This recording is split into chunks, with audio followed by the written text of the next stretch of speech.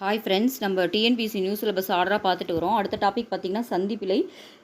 சந்திப்பிழையில் வந்து பெயரெச்சமும் வினையெச்சமும் யூஸ் ஆகிறனால முதல்ல அதை பார்த்துட்டு அது பார்க்கலாம். பெயரெச்சமும் வினையெச்சமுமே நம்ம சிலபஸ்லேயும் இருக்குது. ஸோ முதல்ல இதை கம்ப்ளீட் பண்ணிட்டு அதை பார்க்கலாம். தமிழை வந்து கான்செப்ட் எல்லாத்தையும் நீங்கள் புரிஞ்சு படிச்சிங்கன்னா நீங்களே ஓனாக எந்த கொஷின் வந்தாலும் அட்டன் பண்ணலாம். ஸோ கான்செப்டை புரிஞ்சு படிங்க. ஃபஸ்ட்டு எச்சம், வேரெச்சம். நம்ம எச்சம்னா நம்ம தமிழை பொறுத்த வரைக்கும் ஒரு தலைப்பை பார்த்தாவே தலைப்பிலேயே நம்மளுக்கு அதற்கான மீனிங் என்னன்னு நம்மளுக்கு அதற்கான என்ன அர்த்தம்னு நம்மளுக்கு தலைப்பே தெரிஞ்சிடும். முற்று பெறாத செயலை தான் நம்ம எச்சம்னு சொல்லுவோம். ஸோ இப்போது முற்று பெறாத செயல் ஒரு பெயரை கொண்டு முடிஞ்சதுன்னா பெயரெச்சம்னு சொல்ல போகிறோம். முற்று பெறாத செயல் வந்து வினையை கொண்டு முடிஞ்சதுன்னா அது வினையெச்சம்னு சொல்ல போகிறோம். ஓல்டு புக்கு நியூ புக் ரெண்டுலேயுமே இந்த கண்டென்ட் இருக்குது. முதல்ல வாங்க ஓல்டு புக்கை முடிச்சிடலாம். ஃபஸ்ட்டு எச்சம் இங்கே பாருங்கள். கயல்விழி படித்தாள், கோதை சென்றாள். இதில் படித்தாள் சென்றாள் இது ரெண்டுமே பார்த்திங்கன்னா வினைமுற்றுகள் நம்மளுக்கு தெரியும். இவ்வினைமுற்றுகள் என்னும் விகுதி குறைந்து படித்த சென்ற எனவும் படித்து சென்று எனவும் வரும். இப்போ ஒரு வேளை இது கம்ப்ளீட்டாக இருக்குது, சென்றால் படித்தாலும் கம்ப்ளீட்டாக இருக்குது. ஒருவேளை அந்த விகுதி மட்டும் இல்லாமல் இருந்துச்சுன்னு வச்சுக்கோங்களேன். எப்படி இருக்கும்? விகுதி இல்லாமல் படித்த இல்லைன்னா சென்ற இல்லைனா படித்து இல்லைனா சென்று இப்படி வருமா?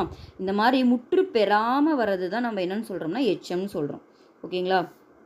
இப்போ பெயரெச்சம் பார்க்கலாம். பெயரெச்சம் பாருங்கள். படித்த கயல்விழி சென்ற கோதை. இதில் படித்த சென்ற ரெண்டுமே வந்து பார்த்திங்கன்னா முற்று பெறாத எச்ச வினைகள். கரெக்டுங்களா? இப்போ அதான சொன்ன முற்று பெறலை. ஆனால் அது பக்கத்தில் எதை வச்சு வந்திருக்கு? கயல்விழி கோதை ரெண்டுமே பெயர்ச்சொல். ஸோ படித்த சென்ற என்னும் முற்று பெறாத எச்ச வினைகள் கயல்விழி கோதை என பெயரை கொண்டு முடிந்தால் அவை பெயரெச்சங்கள்னு சொல்கிறோம். சரிங்களா? இதிலே வந்து கால வகைப்படும் மூணு வகை இருக்குங்க. ஃபஸ்ட்டு பார்த்திங்கன்னா இறந்த கால பெயரெச்சம். படித்த கயல்விழி சென்ற கோதை. இதில் பாருங்கள், படித்த சென்ற அப்போ முடிஞ்சிருச்சு, அதனால் இது இறந்த கால பெயரெச்சம். நிகழ்கால பெயரெச்சம்னா படிக்கின்ற கயல்விழி செல்கின்ற கோதை. இப்போ படிச்சுட்டு இருக்காங்க, அதனால் நிகழ்கால பெயரெச்சம். படிக்கும் கயல்விழி செல்லும் கோதை இது வந்து எதிர்கால பெயரெச்சம். இதுதான் இந்த 3 காலங்களை பொறுத்து இந்த 3 வகைப்படும். இது இல்லாமல் தெரிநிலை பெயரெச்சம், குறிப்பு பெயரெச்சம்னு 2 வகைப்படும். இப்போ அதை பார்க்கலாம். நெக்ஸ்ட்டு தெரிநிலை பெயரெச்சம். தெரிநிலை பெயரெச்சம்னா வந்த பையனை பார்த்து கண்ணன் நின்றான். இத்தொடரில் வந்த என்பது பையன் என்னும் பெயரை கொண்டு முடிஞ்சிருக்கு, அதனால தான் இதை பெயரெச்சம். பையன்றது இருக்குன்னா இந்த பையனை வச்சு தான் நம்ம அதை பெயரெச்சம்னு சொல்கிறோம். செய்த, செய்கின்ற, செய்யும் என்பன முறையே முக்காலத்திற்கும் உரிய பெயரெச்ச வாய்ப்பாடுகள். இவை முக்காலத்தையும் செயலையும் வெளிப்படையாக காட்டி செய்பவன் முதலான 6 எஞ்சி நிற்கும். இது உடன்பாட்டிலும் வரும், எதிர்மறையிலும் வரும். ஃபார் எக்ஸாம்பிள் இதில் பாருங்கள். உண்ட இளங்கோவன். இதில் செய்பவன் யார்? இளங்கோவன். கருவி களம், நிலம் வீடு, செயல் என்ன? உண்ணுதல். காலம் பார்த்திங்கன்னா இறந்த காலம், செய்பொருள் சோறு. இப்போது உண்கின்ற இளங்கோவன், உண்ணும் இளங்கோவன் என் நிகழ்காலம் எதிர்காலம் காட்டும் பெயரெச்சங்களை மேற்கண்டவாறே நம்ம இதே மாதிரி பொருத்தி கொள்ளலாம். அதே மாதிரி இது 2 மீனிங்லேயும் வருது பாருங்கள். உடன்பாடில் வந்துச்சுன்னா உண்ட இளங்கோவன் சொல்ல போகிறோம். எதிர்மறையில் வந்துச்சுன்னா உண்ணாத, நெகட்டிவ் மீனிங் வருது இல்லையா, உண்ணாத அப்படின்னு வரப்போகுது. அப்புறம் இங்கே எதிர்மறை இதில் வந்தால் இது எதிர்மறை பெயரெச்சம்னு சொல்லுவோம். இப்போ உண்ணாத இளங்கோவன்னா எதிர்மறை பெயரெச்சம். ஓகேங்களா? அப்புறம் இன்னொரு முக்கியமான கான்செப்டு, ஈறு கெட்ட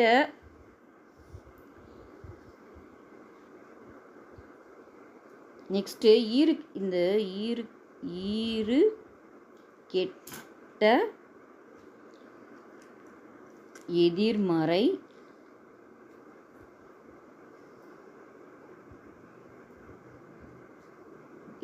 பெயரெச்சம். இது நிறைய இடத்துல யூஸ் பண்ணுவோங்க. ஈறு கெட்ட எதிர்மறை பெயரெச்சம் அப்படின்னா ஈறு என்ன ஈரெழுத்திங்க என்ன த, அது கெட்டுடும். கேட்டுட்டு உண்ணா இளங்கோவன் அப்படின்னு வரும். இது மாதிரி வந்துச்சுன்னா அதை ஈறு கெட்ட எதிர்மறை பெயரெச்சம்னு சொல்லுவோம். இதுக்கு நல்லா ஞாபகம் வச்சுக்கோங்க. சந்திப்பிழையில் இது யூஸ் ஆகும். ஸோ ஈறு கெட்ட எதிர்மறை பெயரெச்சம்னா இறுதி எழுத்து இல்லாமல் அந்த பெயரெச்சமாக இருக்கும். நெக்ஸ்ட்டு குறிப்பு பெயரெச்சம். குறிப்பு பெயரெச்சம்னா என்னென்னு பார்த்தீங்கன்னா, காலத்தையோ செயலையோ உணர்த்தாமல் பண்பினை மட்டும் பண்பினை மட்டும் உணர்த்தி நின்று பெயரை சொல்லு கொண்டு முடியும் எச்சம் குறிப்பு பெயரெச்சம். இங்கே பாருங்கள், நல்ல பையன். இங்கே அந்த பையன் வந்து நல்ல என்னும் சொல் காலத்தையோ செயலையோ உணர்த்தாமல் பண்பு மட்டும், அவன் எப்படிப்பட்ட பையன்ற பண்பை மட்டும் உணர்த்திச்சுன்னா அது குறிப்பு பெயரெச்சம். இதுலேயுமே 2 வகைகள் இருக்குது, உடன்பாடு, எதிர்மறை, நல்ல மாணவன், தீய மாணவன். ஓகேங்களா? நெக்ஸ்ட்டு, ஸோ நல்ல பெயரெச்சம் நல்லா தரவாயிட்டிங்களா? பெயரெச்சம்னா ஒரு எச்ச வினை வந்து பெயரை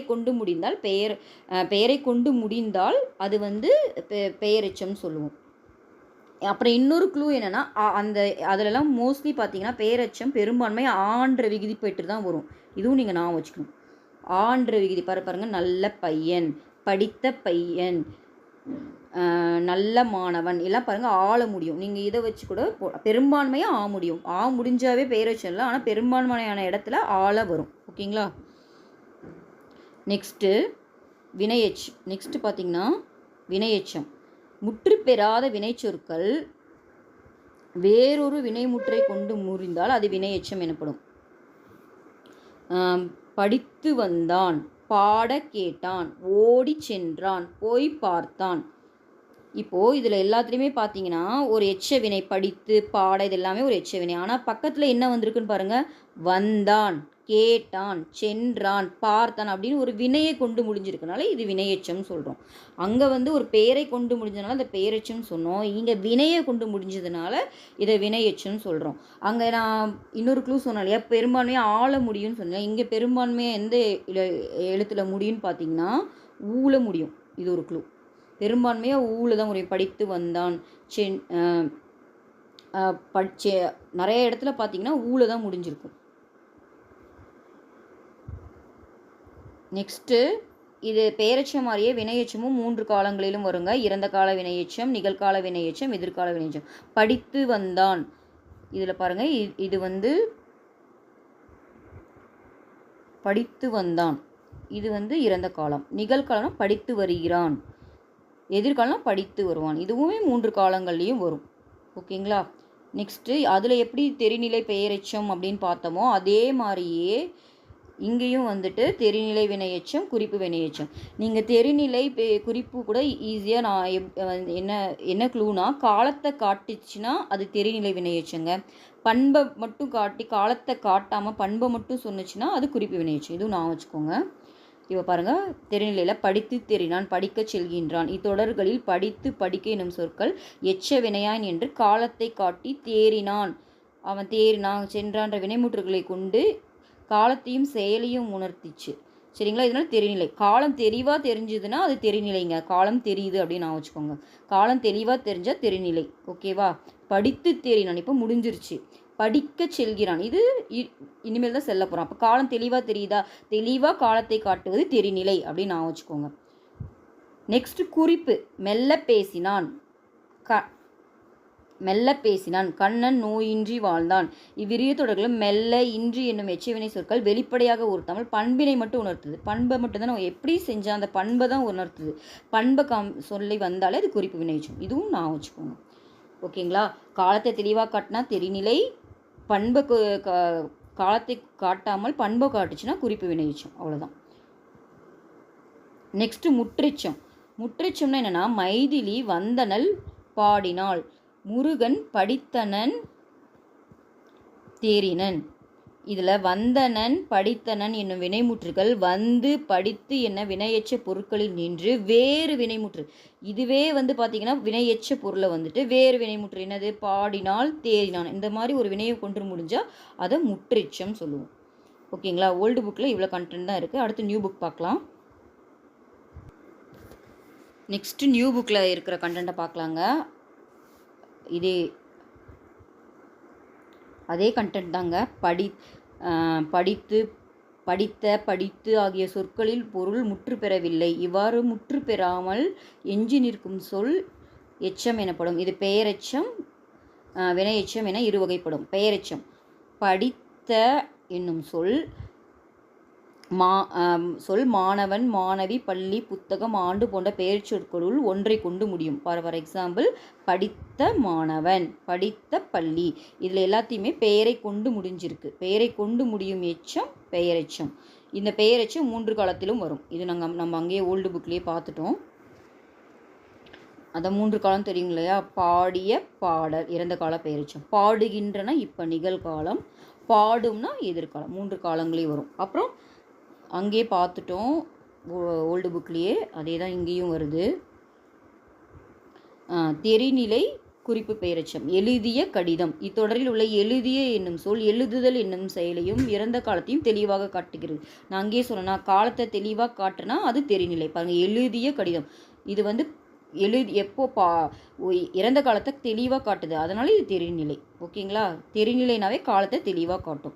நெக்ஸ்ட்டு பாருங்கள், சிறிய கடிதம். இதில் பார்த்தீங்கன்னா பண்பு, அந்த கடிதம் எப்படிப்பட்ட கடிதம்? சின்ன கடிதம். பண்பை மட்டும் சொன்னால் அது குறிப்பு. தெளிவாக புரியுதுங்களா? காலத்தை காட்டினா தெரிநிலை, அதோட பண்பு எப்படியாப்பட்ட கடிதம்? சிறிய கடிதம். பண்பினை மட்டும் குறிப்பிடுது. அதான் சொல்லியிருக்காங்க பாருங்கள், பண்பினை மட்டும் குறிப்பாக அறிய முடிகிறது.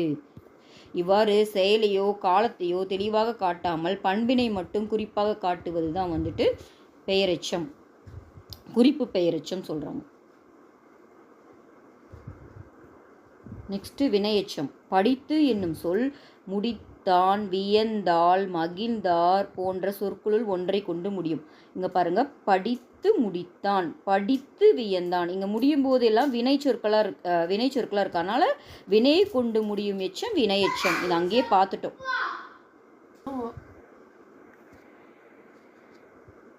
நெக்ஸ்ட்டு தெரிநிலை குறிப்பு வினையெச்சங்கள். எழுதி வந்தான்.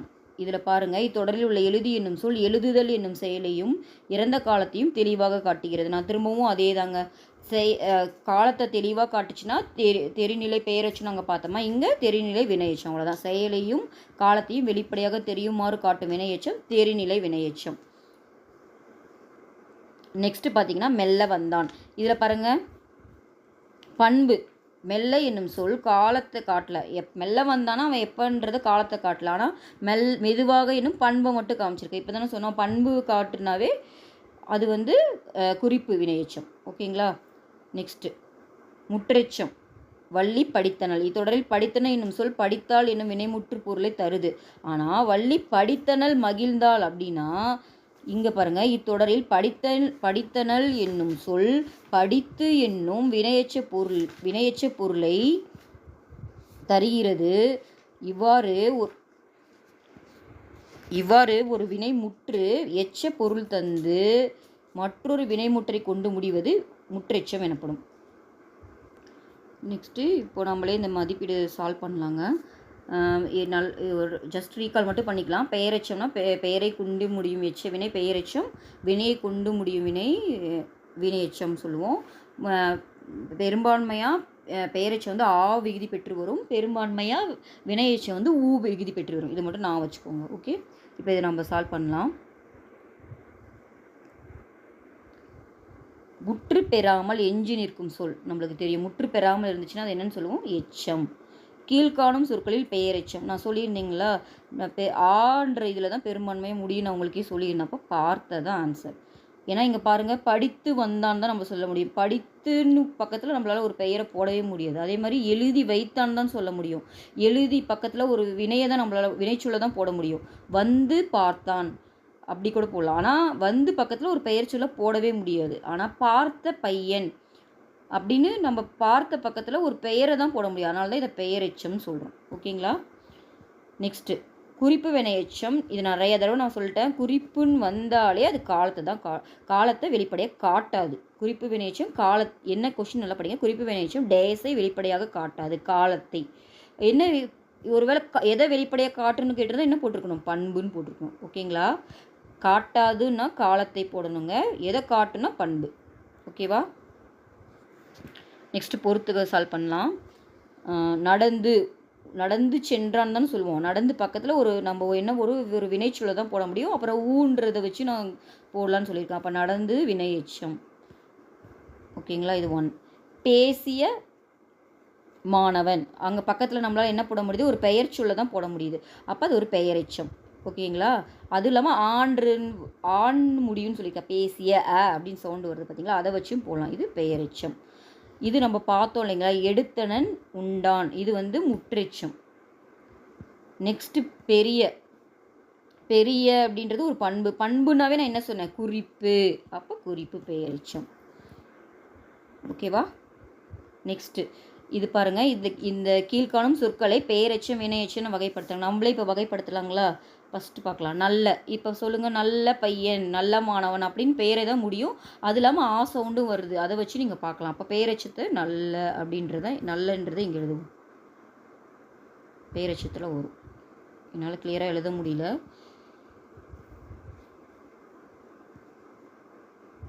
ஓகேவா?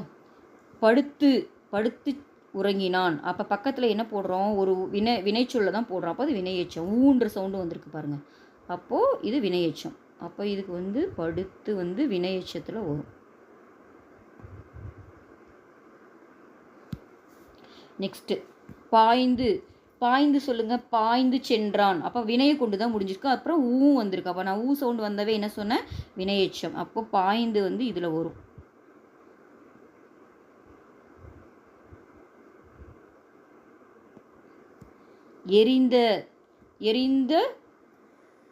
எரிந்த மாணவன், எரிந்த பையன். அங்கே பாருங்கள், ஒரு சவுண்டும் வந்திருக்கு. பக்கத்தில் ஒரு பெயரை கொண்டு தான் முடிஞ்சிருக்கு. அப்போது இது வந்து பெயரெச்சம். எரிந்த.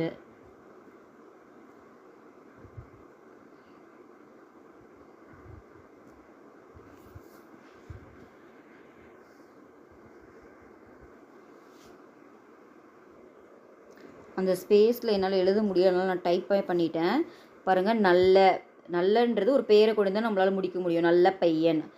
அப்புறம் எரிந்த மாணவன், வீழ்ந்த பையன். இந்த மாதிரி எல்லாமே ஒரு பெயரை கொண்டு தான் நம்மளால் எழுத முடியறது. எல்லாமே பெயரெச்சம். அதே மாதிரி நான் சொன்ன மாதிரி ஆன்ற சவுண்டு வச்சு நீங்கள் கண்டுபிடிக்கலாம். நல்ல, எரிந்த, வீழ்ந்த, மாட்டிய, அழைத்த எல்லாமே பாருங்கள் ஆள முடிஞ்சிருக்கு.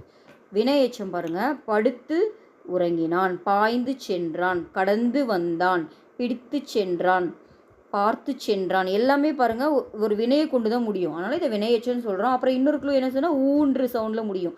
படுத்து, பாய்ந்து, கடந்து, எல்லாத்துலேயுமே பாருங்கள் சவுண்டு வருது. ஓகேங்களா? தேங்க்யூ. இதோட பெயரெச்சம் வினையெச்சம் new book old book completed.